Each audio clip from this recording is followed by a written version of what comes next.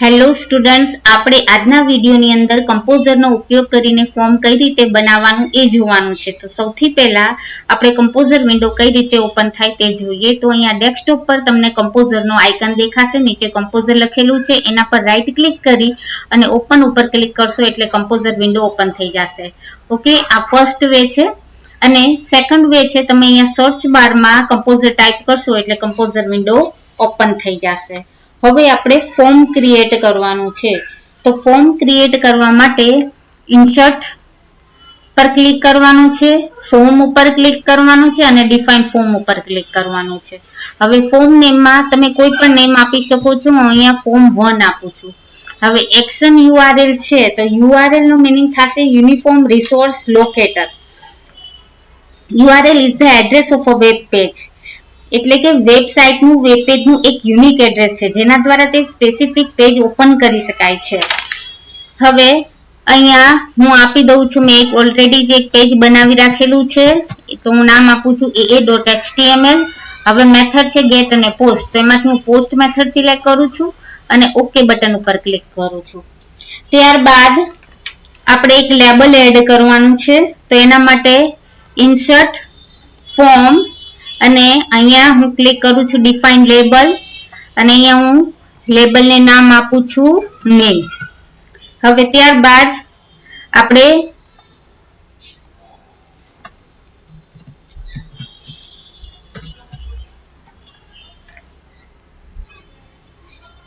એક નેમ બાજુમાં નેમ લખવા માટે બાજુમાં એક ટેક્સ્ટ બોક્સ જોઈએ છે. તો એના માટે ઇન્સર્ટ ફોર્મ ફિલ્ડ એના ઉપર ક્લિક કરવાનું છે અને અહીંયા તમારે ફિલ્ડ ટાઈપમાં ટેક્સ્ટ લેવાનું છે. ફિલ્ડ નેમમાં લખવાનું છે નેમ અને ઓકે આપવાનું છે. તો અહીંયા જુઓ નેમ લેબલની બાજુમાં ટેક્સ્ટ બોક્સ છે એ ક્રિએટ થઈ ગયું છે. હવે આપણે એના પછી પાસવર્ડ નામનું લેબલ બનાવશું. તો એના માટે પાસવર્ડ એન્ટર કરવા માટે પાસવર્ડ બોક્સ જોશે. તો એના માટે ઇન્સર્ટમાં જશું, ફોર્મમાં જશું, ફોર્મ ફિલ્ડમાં જશું એટલે form field property dialog box open થશે. એમાંથી આપણે અહીંયા પાસવર્ડ સિલેક્ટ કરીશું અને ત્યારબાદ ફિલ્ડ નેમમાં અહીંયા તમે કોઈ પણ નામ લખી શકો છો. હું અહીંયા પાસ લખું છું અને ઓકે આપું છું. તો અહીંયા તમે જોઈ શકો છો કે પાસવર્ડની બાજુમાં પણ એક પાસવર્ડનું બોક્સ રેડી થઈ ગયું છે. ત્યારબાદ આપણે અહીંયા જેન્ડર માટે એડ કરવા જેન્ડરનું લેબલ છે, બરાબર. તો એના માટે મેલ ફિમેલ ના બે રેડિયો બટન રેડી કરવા છે. તો એના માટે ઇન્સર્ટમાં જશું, ફોર્મમાં જશું, ફોર્મ ફિલ્ડમાં જશું. ઓકે, એટલે form field property dialog box open થશે. એમાંથી તમારે રેડિયો બટન સિલેક્ટ કરવાનું છે. હવે અહીંયા તમારે રેડિયો બટનની અંદર ગ્રુપ નેમમાં જેન્ડર લખવાનું છે અને ત્યારબાદ તમારે ફિલ્ડ વેલ્યુ છે, બરાબર, એ ટાઈપ કરવાની છે. તો અહીંયા હું મેલ લખું છું અને ઓકે આપું છું એટલે તમે જોશો અહીંયા એક રેડિયો બટન ક્રિએટ થઈ ગયું છે. એની બાજુમાં હું મેલ લખી દઉં છું. ફરીથી આપણે ઇન્સર્ટમાં જશું, ફોર્મમાં જશું, ફોર્મ ફિલ્ડમાં જશું, form field property dialog box open થશે. એમાંથી હું રેડિયો બટન સિલેક્ટ કરું છું. ગ્રુપ નેમ સેમ જ રહેશે. તો એમાં આપું છું જેન્ડર. ફિલ્ડ વેલ્યુ છે ચેન્જ થશે. પહેલા આપણે મેલ આપી હતી, હવે આપણે ફિમેલ આપીએ છીએ. તો હું ફિમેલ લખું છું અને ઓકે પર ક્લિક કરું છું. તો તમે જોશો એક બીજું રેડિયો બટન તૈયાર થઈ ગયું છે. એની બાજુમાં હું લખી દઉં છું ફિમેલ. હવે ત્યારબાદ આપણે હોબીનું લેબલ રેડી કરીએ છીએ. તો હોબી લખ્યા બાદ આપણે હોબી છે તો મલ્ટીપલ હોઈ શકે છે, સિંગિંગ છે, ડાન્સિંગ છે, ઓકે, તો પ્લેઇંગ ગેમ્સ છે. તો એના માટે આપણે ઇન્સર્ટમાં જશું, ફોર્મમાં જશું, ફોર્મ ફિલ્ડમાં જશું એટલે form field property dialog box open થશે. હવે તમારે મલ્ટીપલ ઓપ્શન જ્યારે સિલેક્ટ કરવા છે ત્યારે તમારે ચેકબોક્સનો યુઝ કરવાનો રહેશે. તો અહીંયા ચેકબોક્સ હું સિલેક્ટ કરું છું. ત્યારબાદ ફોર્મ ફિલ્ડની અંદર આ જે ફિલ્ડ નેમ છે, બરાબર, આ ફિલ્ડ નેમમાં હું લખું છું હોબી અને ફિલ્ડ વેલ્યુ તમારે જે હોબી અહીંયા ટાઈપ કરવી હોય એ તમે અહીંયા ટાઈપ કરી શકો છો. તો હું અહીંયા લખું છું મ્યુઝિક અને પછી ઓકે આપું છું એટલે અહીંયા ટેક્સ્ટ બોક્સ રેડી થઈ જશે. એની બાજુમાં હું લખીશ મ્યુઝિક. હવે ફરીથી જ આપણે આ સ્ટેપ ફોલો કરીશું. ઇન્સર્ટમાં જાશું, ફોર્મમાં જાશું, ફોર્મ ફિલ્ડમાં જાશું. અહીંયાથી આપણે ફિલ્ડ ટાઈપમાંથી આપણે ટેક્સ્ટ બોક્સ સિલેક્ટ કરીશું. ફિલ્ડ નેમમાં આપણે લખીશું હોબી અને ફિલ્ડ વેલ્યુમાં આપણે લખીશું મ્યુઝિક છે. ધેન આપણે રીડિંગ હોબી લખું છું, ત્યારબાદ ઓકે આપું છું. હવે અહીંયા ટેક્સ્ટ બોક્સ ક્રિએટ થયું છે તેની બાજુમાં હું રીડિંગ લખી નાખું છું. હવે ફરીથી આપણે એક હોબી એન્ટર કરીએ છીએ. ઇન્સર્ટમાં જઈએ છીએ, ફોર્મમાં જઈએ છીએ, ફોર્મ ફિલ્ડમાં જઈએ છીએ. Form field property dialog box open થાય છે. એમાંથી આપણે ટેક્સ્ટ બોક્સ લઈએ છીએ. ફિલ્ડ નેમ આપણે આપીએ છીએ હોબી અને ફિલ્ડ વેલ્યુ છે તો એમાં તમે હું લખી નાખું છું કમ્પ્યુટર. ઓકે, અને હું ઓકે પર ક્લિક કરું છું. હવે આ ટેક્સ્ટ બોક્સની બાજુમાં હું ક્લિક કરી અને ટાઈપ કરીશ કમ્પ્યુટર. ઓકે, તો હોબી વાળું લેબલ તૈયાર થઈ ગયા બાદ આપણે હવે એડ્રેસ ક્રિએટ કરીએ. તો એડ્રેસ નામનું લેબલ રેડી કરીએ છીએ. તો એની બાજુમાં આપણે એક ટેક્સ્ટ એરિયા જોશે, બરાબર. તો એના માટે ઇન્સર્ટમાં જાશું, ફોર્મમાં જાશું અને ફોર્મમાંથી તમે જોશો અહીંયા ટેક્સ્ટ એરિયા, ઇન્સર્ટ ફોર્મ અને ટેક્સ્ટ એરિયા, બરાબર. તો ટેક્સ્ટ એરિયા પર ક્લિક કરશું એટલે text area property dialog box open થશે. એમાં ફિલ્ડ નેમ છે, બરાબર. એમાં તમે કાંઈ પણ લખી શકો છો. તો હું એડ્રેસનું શોર્ટ ફોર્મ લખી નાખું છું એડ. ઓકે, અને રોઝ અને કોલમ તમારે જેટલી રોઝ અને કોલમ જોઈતી હોય એટલી રોઝ અને કોલમ તમે ટાઈપ કરી શકો છો. હું અહીંયા રોઝમાં 5 ટાઈપ કરું છું અને કોલમમાં 20 ટાઈપ કરું છું. ઓકે, પછી હું ઓકે પર ક્લિક કરું છું એટલે તમે જોઈ શકો છો કે અહીંયા એડ્રેસ ની બાજુમાં ટેક્સ્ટ એરિયા ડાયલોગ બોક્સ આવી ગયો છે. ઓકે, ત્યારબાદ આપણે સિટી નામનું લેબલ રેડી કરીએ છીએ. હવે એમાં ઇન્સર્ટમાં જાઉં છું, ફોર્મમાં જાઉં છું અને અહીંયા આપણે સિટીમાં આપણે એવું જોઈએ છે કે ડ્રોપ ડાઉન મેનુ જોઈએ છે જેની અંદર ઘણા બધા ઓપ્શન અને એમાંથી એક ઓપ્શન આપણે સિલેક્ટ કરવો છે, બરાબર. તો એના માટે આપણે ઇન્સર્ટ ફોર્મ અને સિલેક્શન લિસ્ટ. ઓકે, તો સિલેક્શન લિસ્ટ ઉપર હું ક્લિક કરીશ એટલે સિલેક્શન લિસ્ટ નો પ્રોપર્ટી ડાયલોગ બોક્સ ઓપન થશે. હવે એની અંદર તમારે શું કરવાનું છે, તો આ લિસ્ટ નેમ પર છે એના પર ક્લિક કરો, પછી ત્યાં લખો સિટી. ઓકે, પછી એડ ઓપ્શન પર ક્લિક કરશો એટલે આ વ્હાઇટ એરિયા છે ત્યાં સિટી એડ થઈને આવી જશે. જો આવી ગયું. હવે અહીંયા તમારે જે સ્ટેટના નામ આપવા હોય, સોરી, જે સિટીના નામ આપવા હોય તે સિટીના નામ તમે આપી શકો છો. તો અહીંયા હું લખું છું Rajkot, then add option. Okay, then Surat લખી એડ ઓપ્શન પર ક્લિક કરું છું.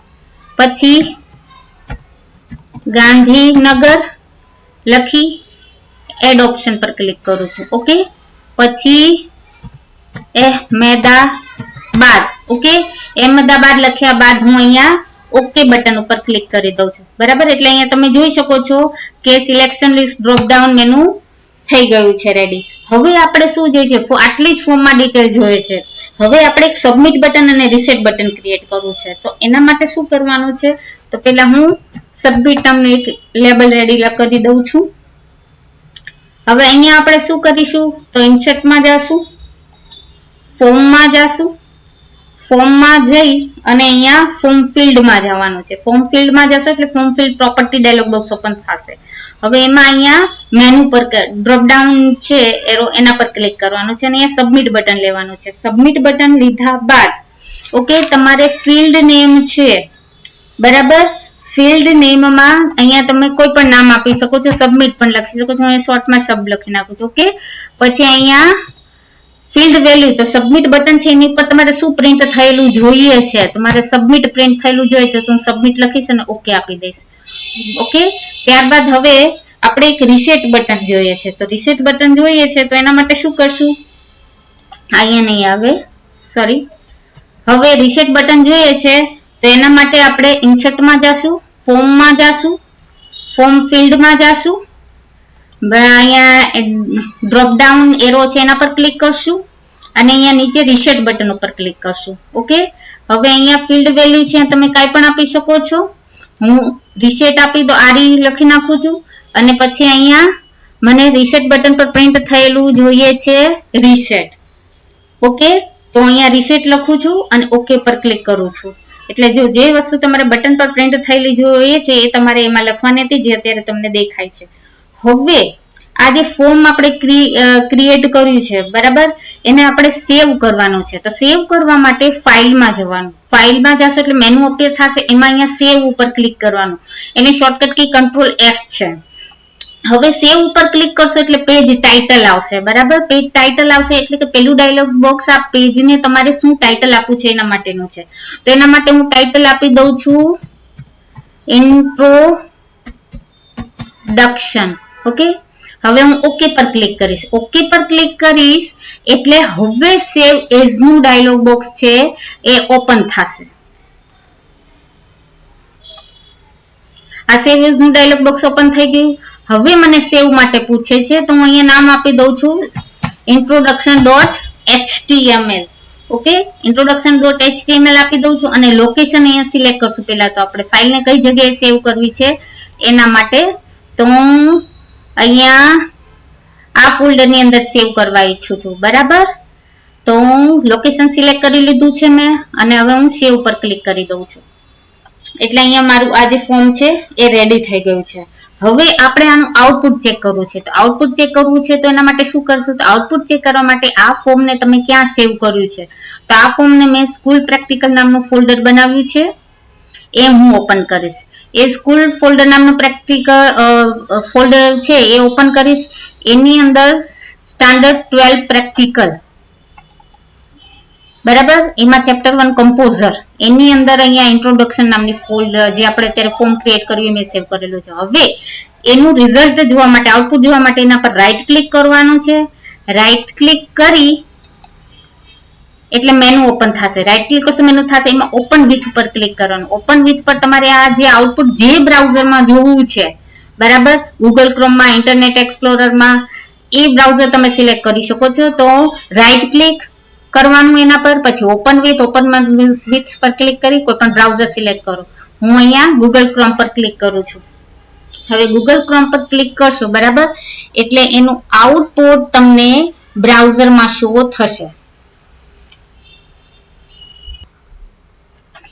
તો તમે ગૂગલ ક્રોમ બ્રાઉઝરની અંદર જે આઉટપુટ ઓપન થયું છે તમે જોઈ શકો છો. Name, password, gender, hobby, address, city, submit અને રિસેટ બટન જે આપણે ફોર્મમાં ક્રિએટ કર્યા હતા. હવે નેમમાં તમે અહીંયા કોઈ પણ નામ એડ કરશો બરાબર. જેમ કે નેમની બાજુમાં લખું છું આશા. પાસવર્ડ હું સેટ કરું છું બરાબર. તો તમને હાઇડ ફોર્મમાં પાસવર્ડ દેખાય છે. પછી આ જેન્ડર છે તો તમે કોઈ પણ એક જેન્ડર સિલેક્ટ કરો છો. રેડિયો બટન છે બરાબર, એ કોઈ પણ એની one option you can select only with radio button. Okay, તો અહીંયા ફિમેલ સિલેક્ટ કરું છું. હોબી છે તો મલ્ટિપલ હોબી સિલેક્ટ કરવા માટે ચેકબોક્સ નો યુઝ થાય છે. એટલે મલ્ટિપલ ઓપ્શન્સ તમારે સિલેક્ટ કરવા હોય તો હોબી નો યુઝ કરી શકો છો. ત્યારબાદ ટેક્સ્ટ એરિયા છે તો આ ટેક્સ્ટ એરિયા નો યુઝ છે એડ્રેસ માટે આપણે લીધો હતો. તો અહીંયા એડ્રેસમાં તમે એડ્રેસ લખી શકો છો. ઓકે, પછી સિટીમાં અહીંયા તમે કોઈ પણ સિટી છે સિલેક્ટ કરી શકો છો. હવે સબમિટ ઉપર હું ક્લિક કરીશ એટલે જો તમને યાદ હોય બરાબર તો આ સબમિટ ઉપર ક્લિક કરવાથી શું થશે?